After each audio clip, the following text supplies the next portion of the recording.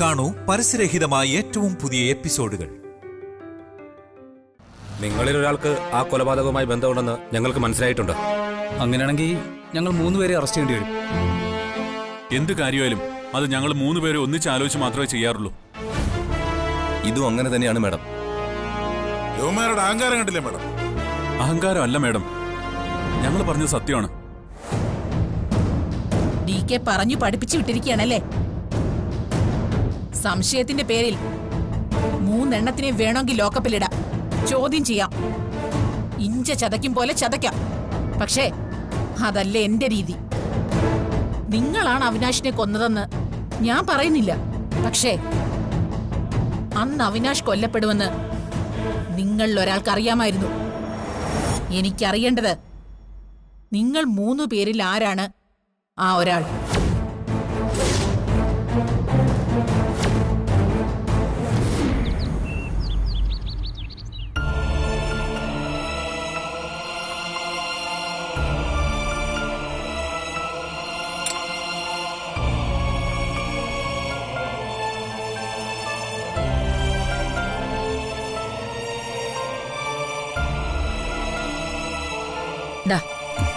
കുടിക്ക.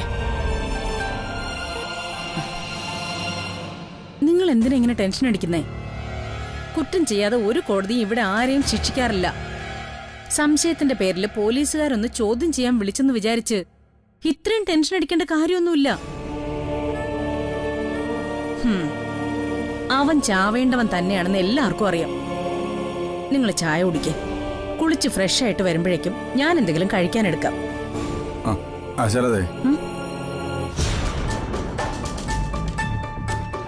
കാര്യങ്ങൾ നീ പറയുന്ന പോലെ അത്ര നിസ്സാരമല്ല. സർവീസിലുള്ളൊരു പോലീസ് ഉദ്യോഗസ്ഥനാണ് കൊല്ലപ്പെട്ടത്. അതും നമ്മുടെ മോളുടെ കല്യാണം നടന്ന സ്ഥലത്ത് വെച്ച്.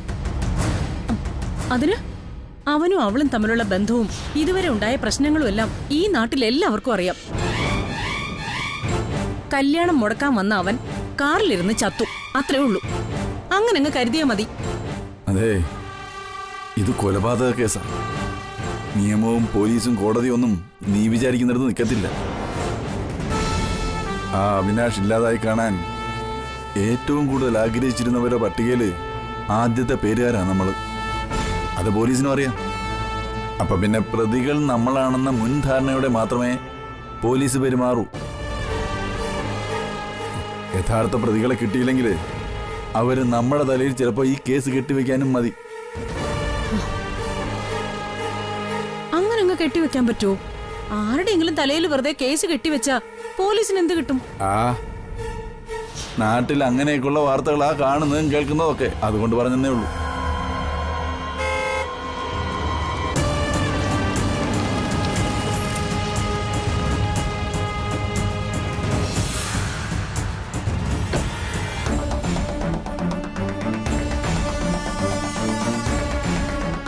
ഭാവന,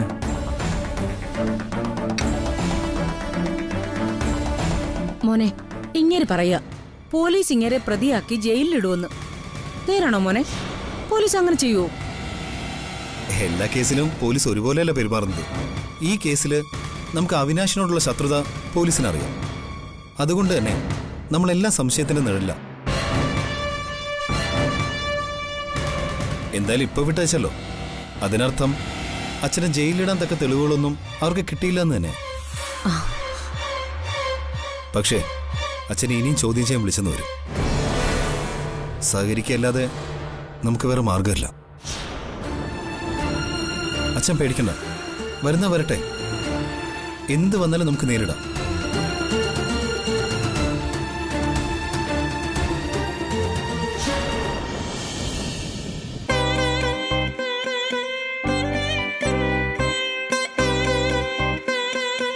മൈനിറ്റിൽ കണ്ണ, ഇങ്ങനെ കാര്യങ്ങൾ പോയാൽ ഈ മദർ എന്ത് ചെയ്യും? What I do? എന്റെ കുഞ്ഞിനെ ജയിലിൽ അടയ്ക്കാനാണോ നിന്റെ പ്ലാന്? അത് ഞാൻ സമ്മതിക്കില്ല. കാരാഗ്രഹത്തിൽ ജനിച്ചവനല്ലേ നീ? നിന്റെ മദറും ഫാദറും കാരാഗ്രഹത്തിൽ കിടന്നതിന്റെ വേദന അറിയാവുന്ന ആളല്ലേ കണ്ണാ നീ? കംസനേക്കാൾ ഭയങ്കരനായ ഒരുത്തൻ. അവൻ എങ്ങനെയോ ഡൈ ആയി. അതിന് എന്റെ ചിൽഡ്രൻസ് എന്തു വേണം? ആ പോലീസുകാരി എന്റെ പിള്ളേരെ ഭീഷണിപ്പെടുത്തി. ഇനി എന്നെയും കൊണ്ട് ഭീഷണിപ്പെടുത്തി ലോകപ്പിലിടുവോ? മൈ സ്മോൾ കണ്ണ,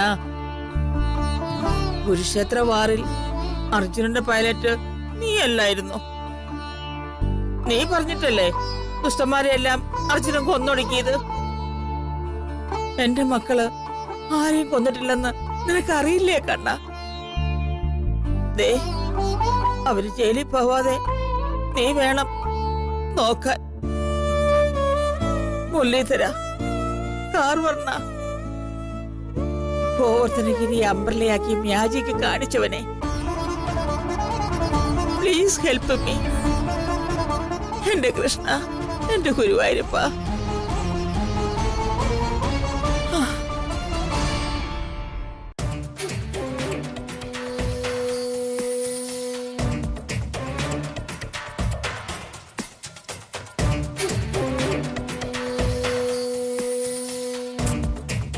എന്റെ ദൈവമേ, പോലീസിനെ കണ്ട മുട്ട് വരയ്ക്കുന്ന ആളാ എന്റെ ഗോകുലേട്ടൻ.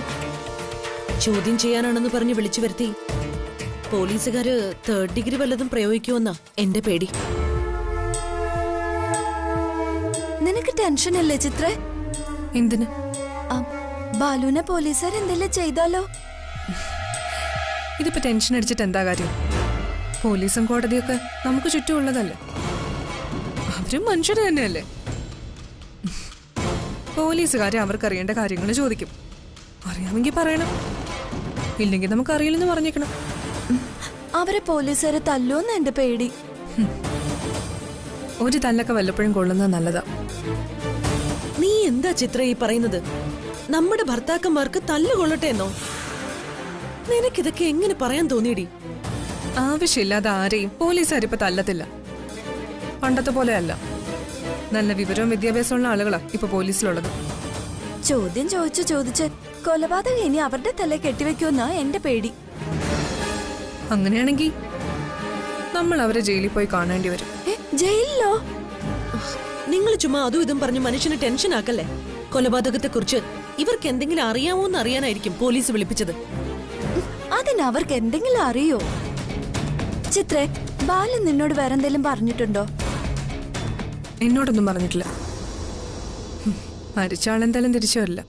ഇനി അതിന്റെ പേരില് ജീവിച്ചിരിക്കുന്നവരുടെ സമാധാനം കൂടി പോവാതിരുന്നാ മതിയായിരുന്നു. അവള് പറഞ്ഞിട്ട് പോയത് കേട്ടില്ല മായച്ചി? അവളുടെ സഹോദരൻ കൊല്ലപ്പെട്ട കേസിലാ നമ്മുടെ ഭർത്താക്കന്മാരെ പോലീസ് ചോദ്യം ചെയ്യാൻ വിളിപ്പിച്ചത്. DKയോടൊപ്പം പോലീസ് സ്റ്റേഷനിൽ കയറി അവിനാശിന്റെ കാലും കൈയും തല്ലിയൊടിച്ചത് അവരല്ലേ? സത്യത്തില് അതും ഒരു കൊലപാതക ശ്രമം തന്നെയാ. പോലീസിന് സംശയം തോന്നിയ ജാമ്യം പോലും കിട്ടില്ല. അതുകൊണ്ട് ദൈവത്തെ വിളിച്ചു പ്രാർത്ഥിക്ക്. മായച്ചിക്ക് പേടിയില്ലേ? എനിക്ക് പേടിയൊക്കെയുണ്ട്. പക്ഷെ എന്ത് ചെയ്യാനാ, നമ്മളെ കൊണ്ട് ഒന്നും ചെയ്യാൻ പറ്റില്ലല്ലോ. DK അതിനുവേണ്ടി ഏർപ്പാടുണ്ടാക്കിക്കോളും. ഹലോ, വിട്ടോ? എപ്പോ? ഈശ്വര, ഇപ്പഴാ സമാധാനമായത്. ശരി. എന്താ? താരേ, അവരെ വിട്ടയച്ചു. ഈശ്വര, എന്റെ പ്രാർത്ഥന ദൈവം കേട്ടു.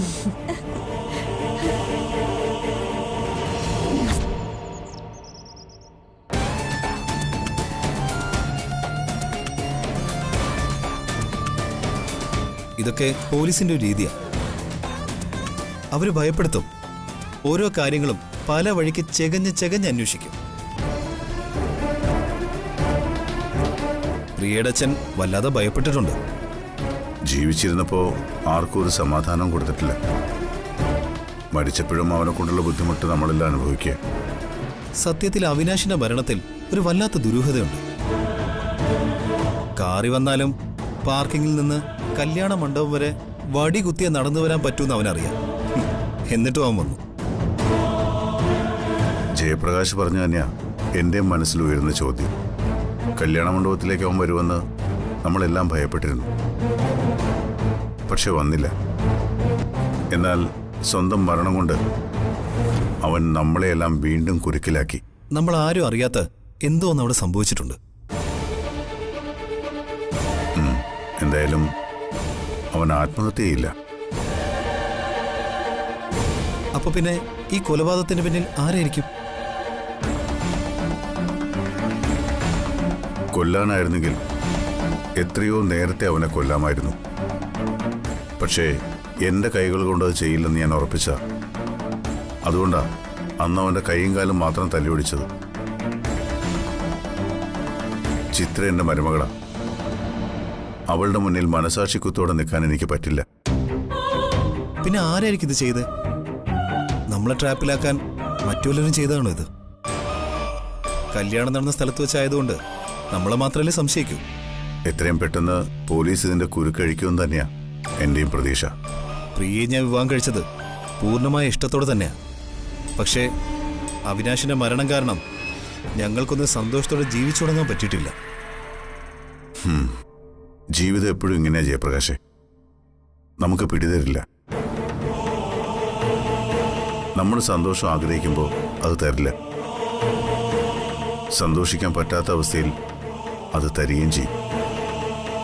പൊരുത്തപ്പെടാൻ കുറച്ച് സമയമെടുക്കും. എന്നാലും ജീവിച്ചേ പറ്റൂ, പൊരുത്തപ്പെട്ടേ പറ്റൂ. ജയപ്രകാശ് പ്രിയോട് സമാധാനമായിരിക്കാൻ പറയും. എല്ലാം ശരിയാവും. അല്ല, ഒരു കാര്യം ചോദിക്കാൻ മറന്നു. ചേച്ചിയെ കാർഡിയോളജിസ്റ്റിനെ കാണിക്കുന്ന കാര്യം എന്തായി? ഞാൻ എത്ര പറഞ്ഞിട്ടും ജ്യോതി സമ്മതിക്കുന്നില്ല. എന്തെങ്കിലും പറഞ്ഞ് സമ്മതിപ്പിക്കണം. കാർഡിയോ സംബന്ധമായ എന്തെങ്കിലും പ്രോബ്ലം ഉണ്ടെങ്കിൽ തന്നെ അത് പരിഹരിക്കാൻ കഴിയും. കൊണ്ടുപോകണം. എന്തായാലും ഒരു 2 ദിവസം കൂടി കഴിയട്ടെ. എന്നാ പിന്നെ ഞാനും കൊണ്ട് ഇറങ്ങട്ടെ. ശരി, ഓക്കെ.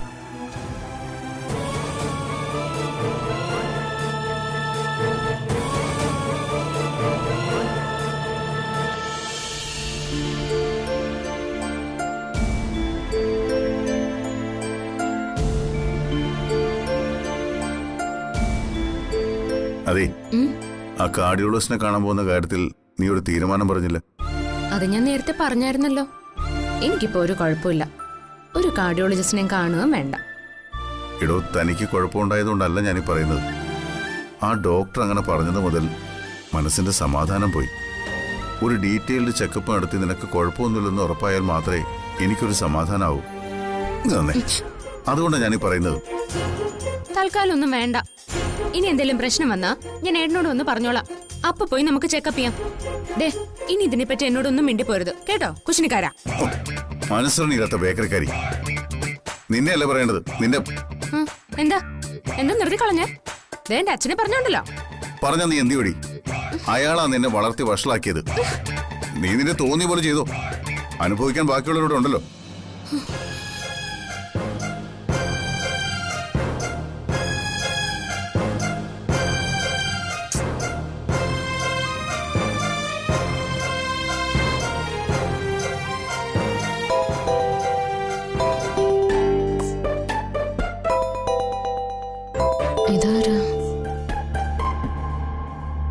ഹലോ, ജ്യോതിയല്ലേ?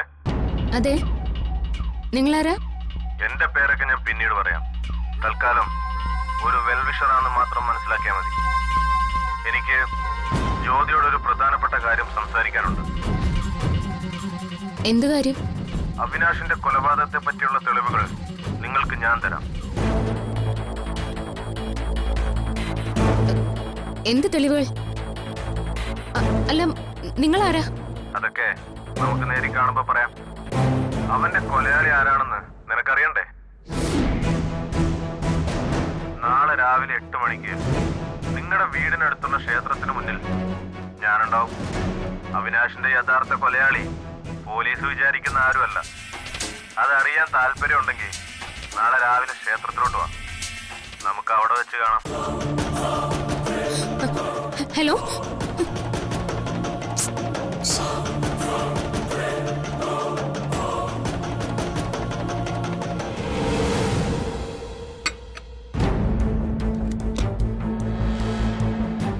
ആരായിരിക്കും ഇതിൽ വിഷം കലർത്തിയത്? എവിടെ വെച്ചായിരിക്കും അത് ചെയ്തത്?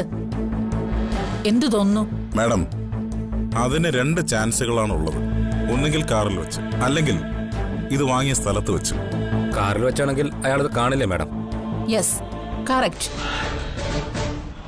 കാറിൽ വെച്ച് മദ്യത്തിൽ വിഷം കലർത്താനുള്ള സാധ്യത വളരെ കുറവാണ്. ആ ചാൻസ് നമുക്ക് തൽക്കാലം തള്ളിക്കളയാം, റൈറ്റ്? പിന്നെയുള്ളത് ഇത് വാങ്ങിയ ബിവറേജിന്റെ ഔട്ട്ലെറ്റ് ആണ്. അവിടെ വെച്ച് എന്തായാലും അത് നടക്കില്ല. അവിടെ നിന്നും മദ്യം വാങ്ങി വരുന്ന വഴിക്ക് അവിനാഷിനരികിൽ എത്തുന്നതിന് മുൻപാണ് അത് ചെയ്തത്. അങ്ങനെയാണെങ്കിൽ ആരായിരിക്കും അത് ചെയ്തത്? അതിനുമുമ്പ് മറ്റൊരു കാര്യമുണ്ട് മാഡം. ഈ മദ്യം അവിനാഷ് മറ്റാരെങ്കിലും കൊണ്ട് വാങ്ങിപ്പിച്ചതാണെങ്കിലോ, അതോ മറ്റാരെങ്കിലും ഈ മദ്യവുമായി കാറിൽ വന്ന് കയറിയതാണെങ്കിലോ, അതും കണ്ടെത്തണം. അത് വളരെ ഇമ്പോർട്ടന്റ് ആയിട്ടുള്ള ഒരു കാര്യമാണ്. ബീവറേജിന്റെ ഔട്ട്ലെറ്റിൽ നിന്ന് വാങ്ങിയ ഈ കുപ്പി ഓപ്പൺ ചെയ്തത് എന്തായാലും അവിനാഷ് ആയിരിക്കില്ല. സപ്പോസ് അയാളുടെ സഹായി ജാവേദ് തന്നെയാണ് ഈ കുപ്പി വാങ്ങിച്ചു കൊടുത്തതെന്ന് വെക്കുക. അവിനാഷ് തന്നെ ഇതിൽ വിഷം കലർത്തി സ്വയം ആത്മഹത്യക്ക് ശ്രമിക്കോ? ഒരിക്കലും അല്ല. ഒരുപക്ഷെ ആ വീട്ടിൽ ആരും അറിയാതെ കടന്നു കയറി അവിനാഷ് കഴിച്ചിട്ട് ബാക്കി വെച്ച മദ്യക്കുപ്പിയിൽ മൂന്നാമതൊരാൾ വിഷം കലർത്തിയാലോ? അതിനും സാധ്യതയുണ്ട്. എന്തായാലും ഇതിന്റെ പിന്നിൽ വളരെ കൃത്യമായ പ്ലാനിംഗ് ഉണ്ട്. മറ്റൊരു പ്രധാനപ്പെട്ട ചോദ്യം കൂടി നമ്മുടെ മുന്നിലുണ്ട്. മദ്യത്തിൽ വിഷം കലർന്നു എന്നത് സത്യമാണ്. പക്ഷേ മദ്യത്തിൽ കലർത്തിയ വിഷം അതുതന്നെയാണോ അവിനാഷിന്റെ മരണകാരണം, അതോ മറ്റു വല്ലതും ആയിരിക്കൂ? വിഷം കലർന്ന മദ്യം കഴിച്ചാൽ സാധാരണഗതിയിൽ ഒരാൾ ഒമിറ്റ് ചെയ്യേണ്ടതല്ലേ? കാറിലോ പരിസരത്തോ അയാൾ ഛർദ്ദിച്ചിട്ടില്ല. അതിനർത്ഥം എന്താ? Something wrong somewhere.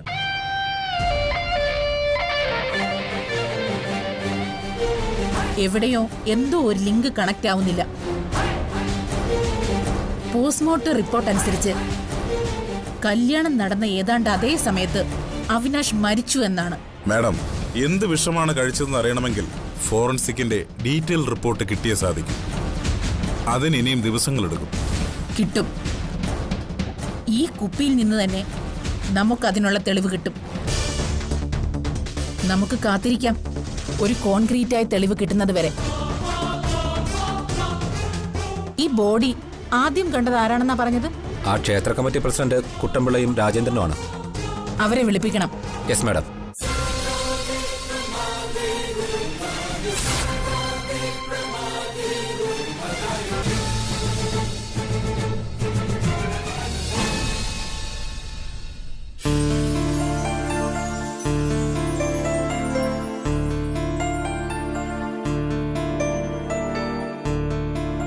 അല്ല, താണിതങ്ങോട്ട് രാവിലെ?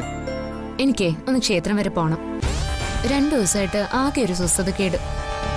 എനിക്കൊന്ന് നന്നായിട്ട് പ്രാർത്ഥിക്കണം, വഴിപാടുകൾ നടത്തണം. എന്നാ പിന്നെ ഞാനും വരാം. ഏട്ടൻ ഇനിയിപ്പോ റെഡിയായി വരാനൊക്കെ ഒരുപാട് ലേറ്റ് ആവില്ലേ? ഞാനിപ്പോ റെഡിയായി കഴിഞ്ഞല്ലോ.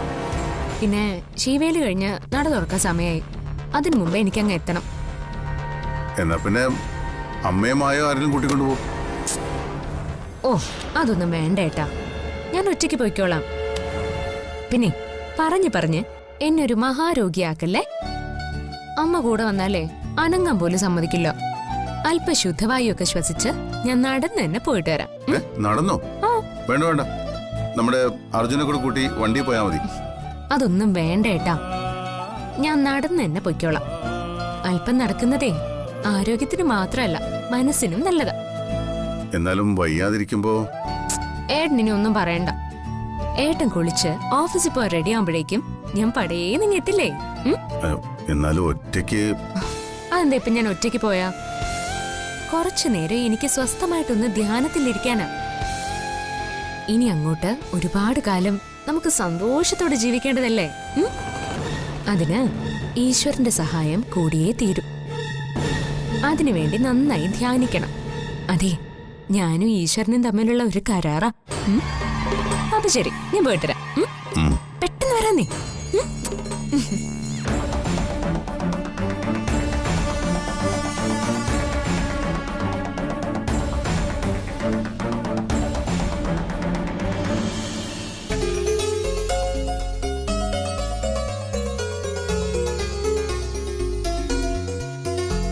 മോളെ മോളെ ഒരു ലോട്ടറി ടിക്കറ്റ് എടുക്കോ മോളെ. ലോട്ടറിയോ? വേണ്ട ചേച്ചി. മോളെ നല്ല നമ്പർ നോക്കി ഒന്ന് എടുക്കും മോളെ. എടുക്കും മോളെ. ശരി ശരി നോക്കട്ടെ. ഇത് മതി. എത്രയാ? 40. ഇതാ ബാക്കി. ശരി ശരി മോളെ.